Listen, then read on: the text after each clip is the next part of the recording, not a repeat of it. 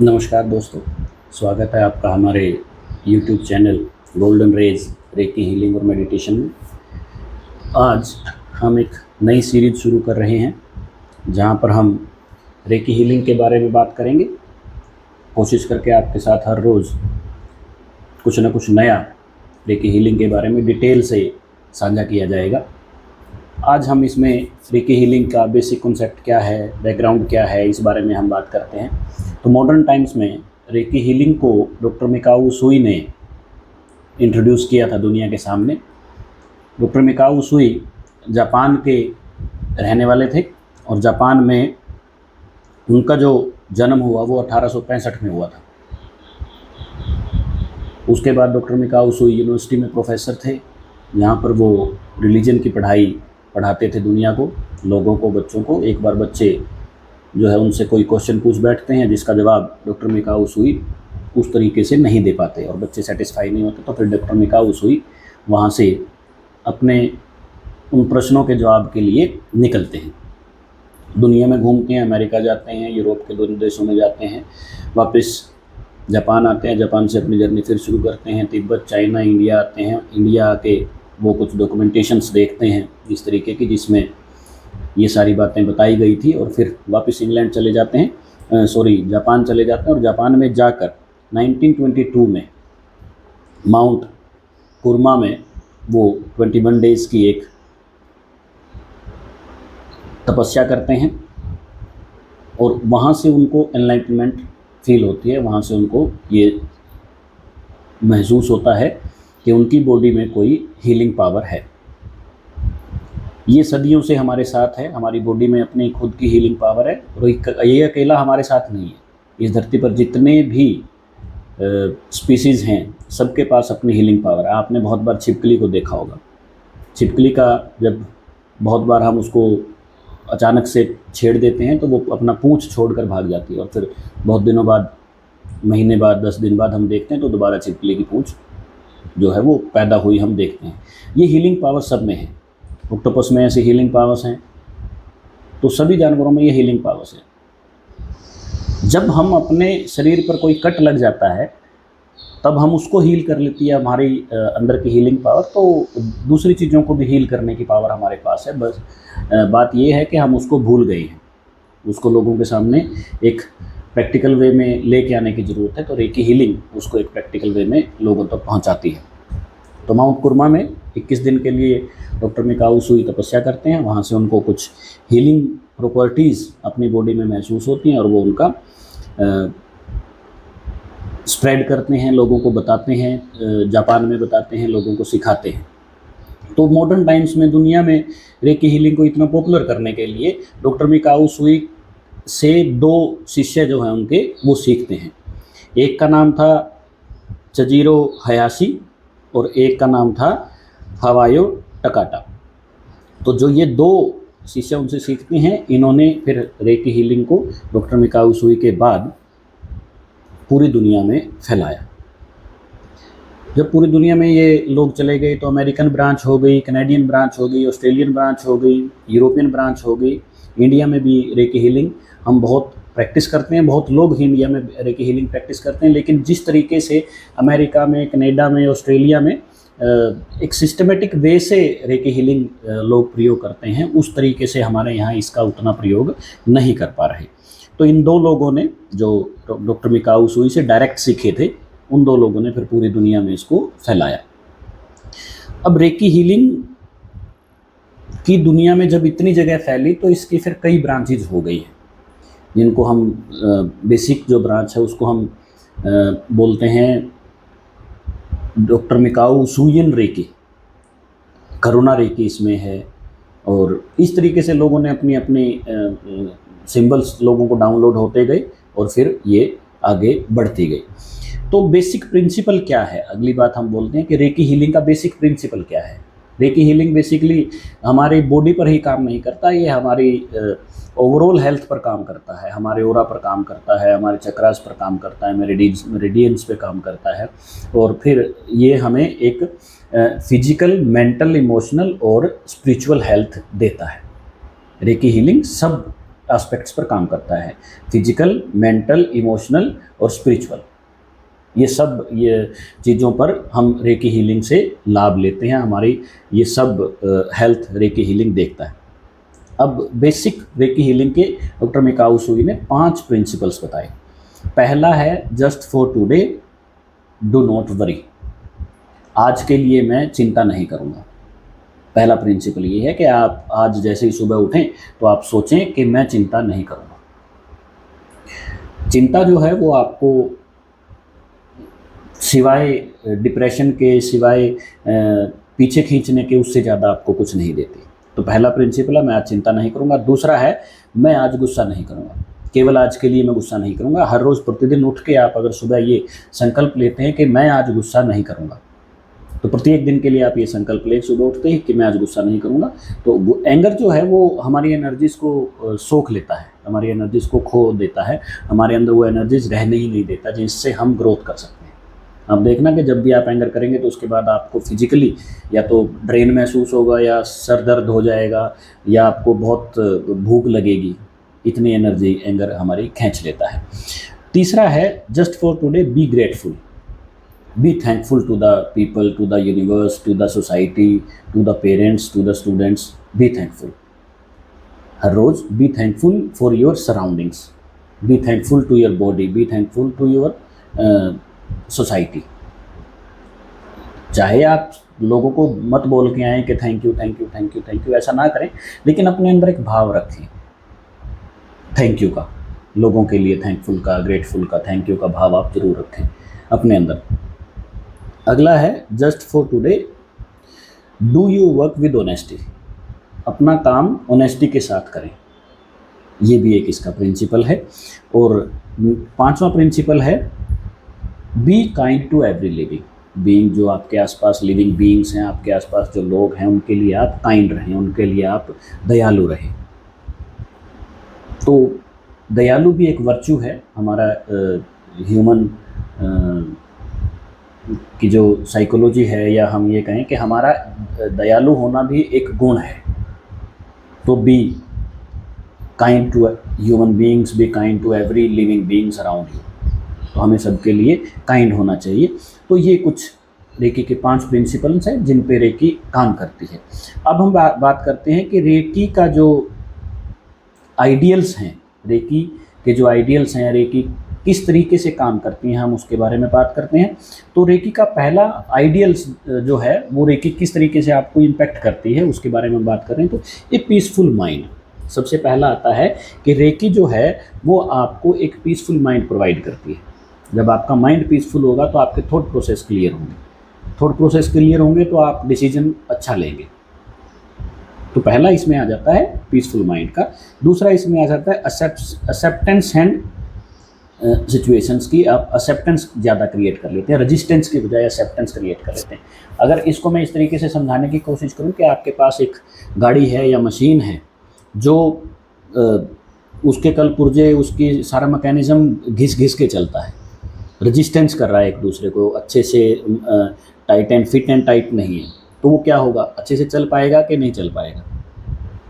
जब सिस्टम में एक्सेप्टेंस होगी, जब आपके आसपास आप चीज़ों को एक्सेप्ट करेंगे कि ये मेरे बस की नहीं है और ये ऐसा है तो है, रिलेशनशिप ऐसे हैं तो हैं, मेरा सराउंडिंग्स ऐसा है तो है, ये सोसाइटी ऐसी है तो है, जब आप उसको एक्सेप्टेंस के साथ समझते हैं तो आप फिर ज़्यादा रजिस्ट नहीं करेंगे, तो आपकी एनर्जीज ज़्यादा ख़राब नहीं होंगी। तो चीज़ों को एक्सेप्ट करिए the way they are, accept them. जिस सिचुएशंस में आप हैं, जिस सोसाइटी में आप हैं, जिस सराउंडिंग्स में आप हैं, उसको एक्सेप्ट करिए रजिस्ट करने की बजाय, क्योंकि आप रजिस्ट करेंगे तो आपकी एनर्जी ज़्यादा ख़राब होगी। एक्सेप्ट करिए पहले तो सिचुएशन को एज इट इज़, जैसी सिचुएशन है उसको एज इट इज़ एक्सेप्ट करिए, फिर उसके बाद कोशिश करिए कि आप उसको कैसे चेंज कर सकते हैं, उसमें और क्या सुधार किया जा सकता है विदाउट रजिस्टेंस। रजिस्टेंस जहाँ होगी वहाँ पर आप अपनी एनर्जीज़ का पूरा ख्याल नहीं रख पाएंगे, वहाँ पर आप अपनी एनर्जीज़ को पूरे तरीके से मैच्योरली यूज़ नहीं कर पाएंगे। तो दूसरी बात थी इसमें एक्सेप्टेंस की। तीसरा इसमें आ जाता है कंपैशन एंड एम्पैथी। आप अपने आसपास की सराउंडिंग्स के लिए कंपैशनेट होना चाहिए, एम्पैथी आपके पास होनी चाहिए। तो ये भी एक बेसिक प्रिंसिपल है रेकी का, जिससे आपकी हीलिंग प्रोसेस बहुत अच्छा हो जाता है, जिससे आपकी बॉडी का, आपके माइंड का, आपकी सोल का हीलिंग प्रोसेस बहुत अच्छा हो जाता है। तो ये तीसरा कॉन्सेप्ट था। चौथा कॉन्सेप्ट आ जाता है spiritual awareness and growth. Recce healing आपको स्पिरिचुअली अवेयर करती है, आपकी स्पिरिचुअली ग्रोथ में मदद करती है। स्पिरिचुअली, क्योंकि एनर्जी सिस्टम क्या है कि एनर्जी के साथ समस्या क्या है कि सारे लोग इसको देख नहीं सकते, महसूस कर सकते हैं, देख नहीं सकते। तो इसको महसूस करने के लिए भी आपके माइंड को, आपके मन को जो है वो काम होना पड़ेगा, आपको शांत होना पड़ेगा, तभी जाके आप ये चीज़ महसूस कर सकते हैं। एनर्जीज को फील भी तब कर सकते हैं। आपका दिल दिन में 24 घंटे पंप करता है, क्या आप उसको 24 घंटे महसूस करते हैं? नहीं कर सकते, क्योंकि आपकी अटेंशन बाहर और किन्हीं कामों पर ज़्यादा है। जब आपकी अटेंशन बाहर किन्हीं और कामों पे होगी तो आप अपने हार्ट पंपिंग को भी महसूस नहीं कर सकते, आप अपने नर्व सिस्टम की भी पंपिंग को महसूस नहीं कर सकते। तो उसको महसूस करने के लिए आपको शांत होना पड़ेगा, आपको पहले काम होना पड़ेगा, बॉडी के लेवल पे, माइंड के लेवल पे, मन के लेवल पे आपको काम होना पड़ेगा, तभी आप उसको देख पाएंगे। तो आपको स्पिरिचुअल ग्रोथ और अवेयरनेस जो है वो रेकी हीलिंग के माध्यम से आती है, और धीरे धीरे करके आप अपने सराउंडिंग्स के लिए, अपनी बॉडी के लिए, अपने एनवायरनमेंट के लिए थोड़ा सा अवेयर होते हैं और चेंजेस को महसूस करते हैं, एनर्जीज को महसूस करते हैं। लास्ट आ जाता है इसमें कि रेकी हीलिंग आपके आसपास बैलेंस क्रिएट करती है। जब भी चीज़ें बैलेंस में होनी चाहिए, चाहे अच्छी ही चीज़ें क्यों ना हो, अगर वो ज़्यादा आपके पास होंगी तो वो भी ख़राब कर देंगी। नॉर्थ इंडिया में एक कहावत है ना कि ज़्यादा घी खाया भी आपको परेशान कर देगा ना। घी को तो, दूध को, दही को हम अच्छा मानते हैं, बादाम को हम अच्छा मानते हैं, अगर एक ज़्यादा क्वांटिटी में आप इनको खा लेंगे तो वो आपकी सेहत को ख़राब कर सकते हैं। तो एक बैलेंस चीज़ ज़िंदगी में होना बहुत ज़रूरी है। आपका टेम्परेचर, बॉडी टेम्परेचर जब बैलेंस है तभी आप अच्छा फील करते हैं। जब वो लो हो जाता है तो भी आप बहुत ख़राब फील करते हैं, और जब वो टेम्परेचर हाई हो जाता है तो भी आप ख़राब करते हैं। एक बेसिक टेम्परेचर है जो बॉडी को चाहिए, बैलेंस है, तो बैलेंस बहुत ज़रूरी है। तो रेकी हीलिंग आपको एक बैलेंस्ड एनवायरनमेंट देती है, और हार्मनी आप आसपास की चीज़ों के साथ क्रिएट करके चलते हैं तो आप बहुत अच्छा महसूस करते हैं रेकी हीलिंग के बाद। जब आप ये मोडेलिटी यूज़ करते हैं, जब आप ये मोडेलिटी सीखते हैं, तो उसके बाद आप सेल्फ हीलिंग करते हैं, अदर्स हीलिंग करते हैं। तो जिसके लिए आप खुद के लिए यूज़ करते हैं तो खुद ऐसा महसूस करेंगे, और अगर आप दूसरों के लिए यूज़ करते हैं तो दूसरे ऐसा महसूस करेंगे। तो अब बात आ जाती है कि रेकी जो है, एनर्जी सिस्टम किस तरीके से काम करता है, रेकी हीलिंग किस तरीके से करती है, एनर्जी सिस्टम इसमें किस तरीके से काम करते हैं। तो यहाँ पर बेसिकली हम 3 बातों का जिक्र करेंगे। 3 चीज़ें अलग अलग हैं यहाँ पे।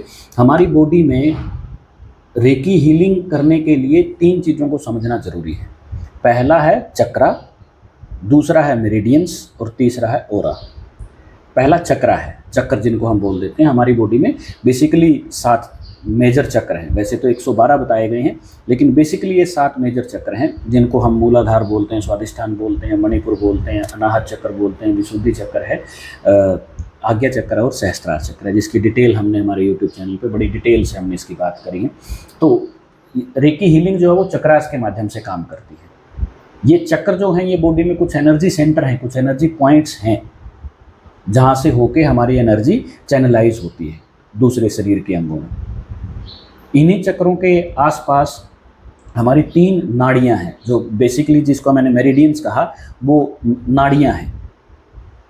मुख्य नाड़ियाँ इसमें 3 हैं, ईड़ा, पिंगला और सुषुम्ना। ईड़ा, पिंगला और सुषुम्ना, ये 3 नाड़ियाँ हमारे शास्त्रों में बहुत डिटेल से बात की गई हैं। स्वर विज्ञान में भी इसकी बहुत डिटेल से बात की गई है। हम बहुत थोड़ा आपको समझा रहे हैं, डिटेल में तो हम जब प्रोफेशनल कोर्स करवाते हैं तो उस वक्त इनकी बहुत डिटेल में बात करते हैं। अब इन 3 मेजर नाड़ियों में हमारी एनर्जी चलती है, और वो एनर्जी इन सारे चक्रों से होते हुए इस तरीके से इन सभी चक्रों पर वो तीनों नाड़ियाँ जो हैं वो मिलती हैं।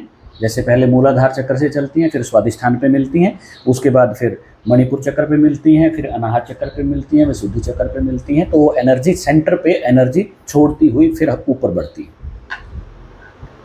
अब इन 3 मेजर नाड़ियों के साथ कुछ छोटी नाड़ियाँ जुड़ी हुई हैं, जिनमें से एनर्जी होकर हमारे शरीर के मुख्य अंगों तक पहुँचती है। जैसे किडनीज तक जाती है, वो एनर्जी चली जाती है, लीवर तक जाती है, छोटी आंत, बड़ी आंत, स्प्लीन, पैनक्रियाज, हार्ट तक, है ना, थायराइड ग्रंथि तक, हमारी आँखों तक, कानों तक।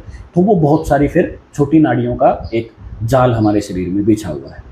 तो जब हम रेकी हीलिंग करते हैं तो रेकी हीलिंग में इस पूरे सिस्टम में, इस पूरे एनर्जी सिस्टम में, जिसमें चक्रास हैं, मेरिडियंस हैं, नाड़ियाँ हैं और हमारा ओरा है, हमारा आभा मंडल है, जहाँ कहीं भी ब्लॉकेज होगा तो रेकी हीलिंग उस ब्लॉकेज को धीरे धीरे करके दूर कर देती है और आप जो स्वस्थ महसूस करने लग जाते हैं। अब बीमारी क्यों आती है शरीर में? जब आपके कहीं ब्लॉकेज होगा, एनर्जी ब्लॉकेज उसको बोलते हैं, क्योंकि पहले सिम्टम्स बीमारी के एनर्जी लेवल पर आते हैं, फिर फिजिकल लेवल पर जाते हैं। बीमार होने से पहले आप 1-2 दिन शरीर थका थका महसूस करेंगे। अगर आप उसी लेवल पर उसका उपचार कर लें, उसी लेवल पर उसका हीलिंग कर लेंगे, तो फिर आप फिजिकल लेवल पर बीमारी को रोक सकते हैं। तो जब हम बात करते हैं रेकी हीलिंग की, तो रेकी हीलिंग आपके एनर्जी सिस्टम को ही क्लीन कर देती है, एनर्जी सिस्टम को ही हील कर देती है, ताकि आपके इलनेस जो है, बीमारियां जो हैं, वो आपके फिजिकल बॉडी में आ ही ना पाए। क्योंकि जब चीज़ें फिजिकल बॉडी में आ जाती हैं फिर उनको हील करना थोड़ा सा मुश्किल हो जाता है। अगर उनको एनर्जी लेवल पे ही हील कर लिया जाए तो आसान है, अगर वो फिजिकल लेवल पर आ जाती हैं तो फिर उनको हील करना मुश्किल हो जाता है। उनमें फिर हमें बहुत समय लगता है, बहुत हमें एनर्जी लगती है उसको हील करने की। ऐसा नहीं है कि वो हील नहीं होंगी, हील हो जाती है, लेकिन थोड़ा सा टाइम लेके। अगर आप डेली रेकी हीलिंग प्रैक्टिस करते हैं तो फिर वो आपकी एनर्जी को हर रोज़ क्लीन करता रहता है, हर रोज़ उसको हील करता रहता है, और फिर वो आपके फिजिकल लेवल पे बीमारियां नहीं आती। जब फिजिकल लेवल पे बीमारियां आ जाएंगी तो फिर थोड़ा सा प्रोसेस जो है वो डिफ़िकल्ट हो जाता है हीलिंग का। एक इसमें अगला पॉइंट जो है वो है हमारा ओरा, हमारा आभा मंडल। हमारी बॉडी के चारों तरफ एक इलेक्ट्रोमैग्नेटिक फील्ड है, जिसको आज की साइंस में इलेक्ट्रोमैग्नेटिक फील्ड बोलते हैं। तो वो हमारी बॉडी के चारों तरफ है। तो उसमें हमें उसकी लेयर्स हैं, उसकी 7-8 लेयर्स हैं जो अलग अलग पर्पज़ के लिए बनाएंगे, जिसकी डिटेल हम आगे बात करेंगे। तो वो सारा ओरा जो हमारा है वो हमें बाहर की एनर्जी से प्रोटेक्ट करता है, हमारी रक्षा करता है। ओरा जो बाहर से एनर्जीज़ हैं वो हमारी फिजिकल बॉडी तक पहुंचने में, हमारे मेंटल बॉडी तक पहुंचने में वो ओरा उनको रोकता है। अगर आपका ओरा कमज़ोर है, अगर आपका ओरा नेगेटिव है तो आप नेगेटिव चीज़ों को अट्रैक्ट करेंगे, अगर आपका ओरा पॉजिटिव है तो आप पॉजिटिव चीज़ों को, पॉजिटिव लोगों को अट्रैक्ट करेंगे, और आपकी प्रोटेक्शन भी ओरा करता है। तो आपका ओरा जो है वो एक बहुत ही रेकी हीलिंग में एक बहुत इम्पोर्टेंट रोल अदा करता है। तो यहाँ हमने एनर्जी हीलिंग में, रेकी एनर्जी हीलिंग में हमने बात करी कि किस तरीके से कि ये 3 स्टेप जो हैं, या 3 जगहों पर या 3 चीज़ों पर रेकी हीलिंग काम करती है। पहला है चक्रास, दूसरा है मेरिडियंस या नाड़ियाँ जिसको हम बोल देते हैं, और नेक्स्ट इसमें आ जाता है हमारा ओरा। तो जब रेकी हीलिंग हम करते हैं तो धीरे धीरे करके रेकी हीलिंग इन सब जगहों से ब्लॉकेजेस, लो एनर्जी को दूर कर देती है, और एक तरीके से आप धीरे धीरे करके स्वस्थ महसूस करने लग जाते हैं। अब बहुत सारे लोगों का यहाँ प्रश्न आ जाता है, क्या रेकी हीलिंग हमें हर रोज़ करनी पड़ेगी? जी, ऑफ कोर्स हर रोज़ करनी पड़ेगी। जब आप हर रोज़ खाना खाते हैं, हर रोज़ पानी पीते हैं, हर रोज़ चाय पीते हैं, तो फिर रेकी हीलिंग क्यों नहीं आप हर रोज़ करेंगे? जिस तरीके से आप योगा, प्राणायाम, ये चीज़ें हर रोज़ करते हैं और वो आपको स्वस्थ रखती हैं, तो रेकी हीलिंग भी जब आप हर रोज़ करेंगे तो वो भी आपकी बॉडी को, आपके माइंड को, आपकी सोल को हेल्दी रखता है। तो रेकी हीलिंग की भी प्रैक्टिस आपको हर रोज़ करनी है। हाँ, कभी कभार हो जाता है कि आप किसी काम से इस चीज़ को नहीं कर पाए तो उसका कोई नेगेटिव इम्पैक्ट नहीं होगा, लेकिन आपको ये श्योरिटी है कि आपको हर रोज़ रेकी हीलिंग की प्रैक्टिस करनी ही करनी चाहिए।